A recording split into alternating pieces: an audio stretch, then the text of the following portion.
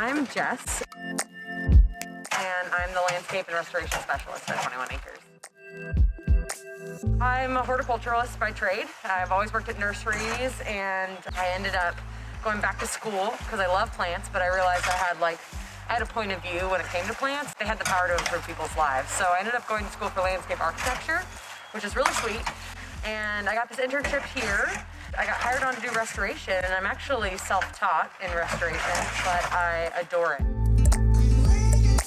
For us, restoration is farming. When I got here, we have about 1.5 acres of functional wetlands that are healthy, and we're trying to do 5.7 acres. And I'm so lucky that that is my job, because essentially that's what I'm doing. I'm just trying to restore the landscape and get water to flow the way that it wants to flow, and get a ton of biodiversity so we can foster animals and plants, and yeah.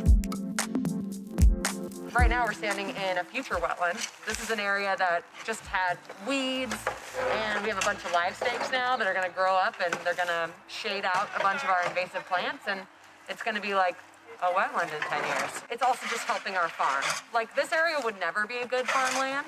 It's too wet. The soil's too clay. We would never be able to grow vegetables here, so why not have it be a wetland? Because then you're starting to foster birds that are gonna eat the, pests, or you're gonna have pollinators here that are gonna go pollinate our farm. So they work hand in hand for the same goal, and you end up just having tenfold good on top of it. So you just end up doing, even though we're doing it to help our farm, we're also storing carbon, creating habitat, cleaning water. So it just ends up feeling like a win-win-win-win. Yeah. Does that make sense?